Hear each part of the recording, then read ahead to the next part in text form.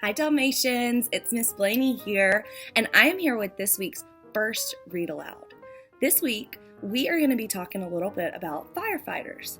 So I brought a book today, and I want you to help me decide if it's fiction, which is make-believe, or nonfiction, which has real, true facts in it, okay?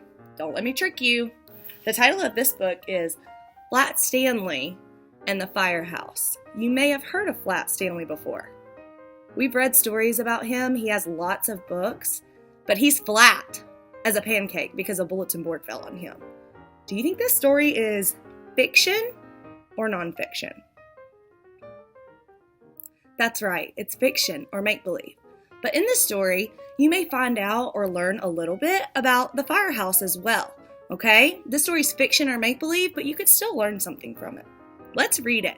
The title is Flat Stanley and the Firehouse. And it is created by Jeff Brown. So he was the one who came up with the idea of Flat Stanley and the ideas for the stories. Here we go! Flat Stanley and the Firehouse, created by Jeff Brown. Stanley Lambchop lived with his mother, his father, and his little brother Arthur. Stanley was 4 feet tall, about a foot wide, and half an inch thick. He had been flat ever since a bulletin board fell on him.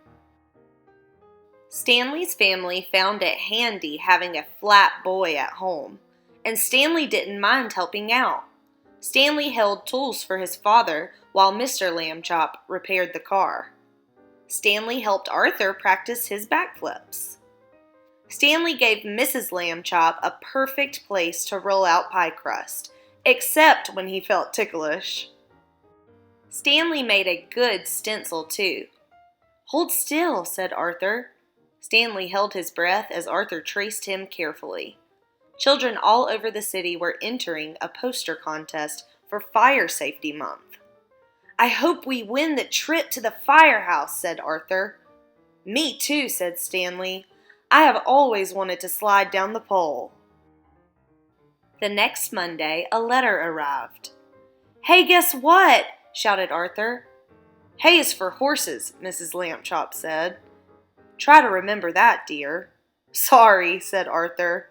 "Guess what? Our poster won the contest. We're going to the firehouse on Saturday." Mrs. Lambchop clapped.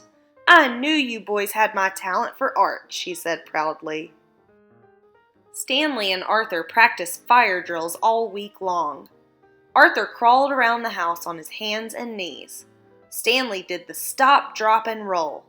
Mostly the roll. At last, Saturday came. The Lambchops drove to the firehouse. "Welcome!" bellowed Chief Abbott. A puppy bounced at his feet. "Arf, arf, arf, arf, arf!" "Don't mind Spark," said the chief. "He's still in training." Chief Abbott led the Lambchops through the firehouse kitchen. "We firefighters cook up some tasty meals," he said. Mr. Lambchop got out his camera. He took a picture of the pot of chili. Everyone went on to the bunk room. "Very nice," said Mrs. Lambchop. "Can I see the trucks?" said Arthur. "Of course," said Chief Abbott. He led everyone down to the garage. Stanley was disappointed. He had wanted to get there by the pole. Boots and pants lay on the floor.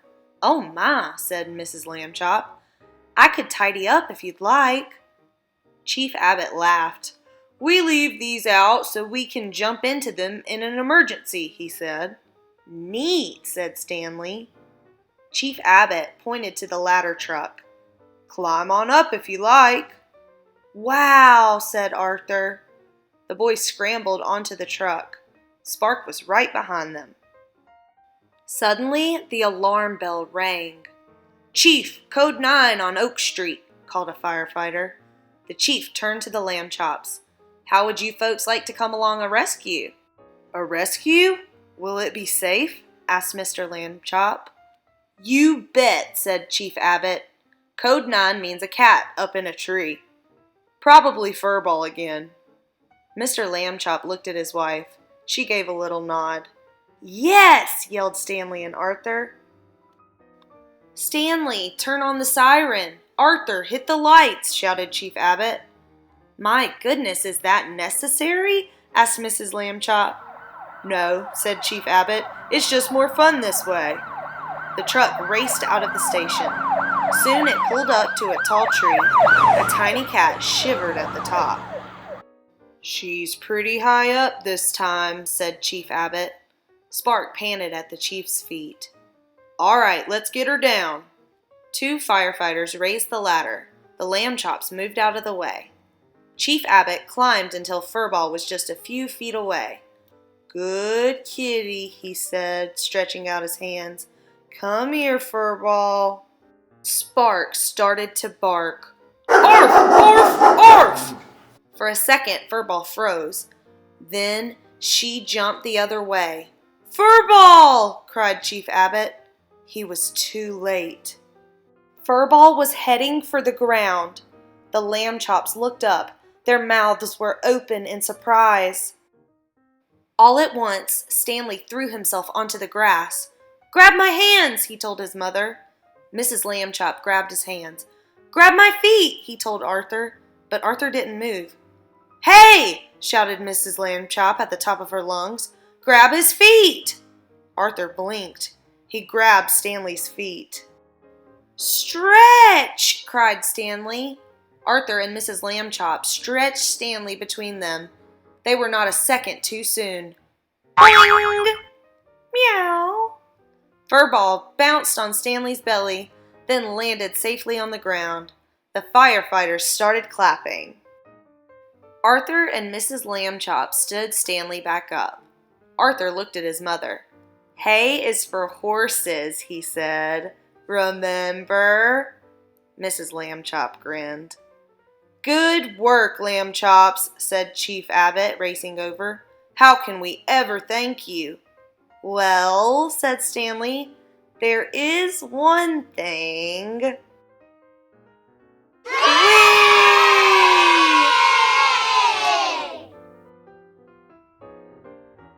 So, what did you think of our fiction story, Stanley and the Firehouse? Could you tell that it was make-believe and this couldn't really happen in real life? What are some things that you learned about, though, about the firehouse or anything in general about firefighters? Very good. So they stay at the fire station where they can have food and meals. There are places to sleep. They keep their equipment and clothing there, so in case of an emergency. They have a fire pole to slide down. There are sirens on the fire truck. So we can see that we can learn things from fiction stories as well. Very good, guys. I'll see you back here next time with another Read Aloud.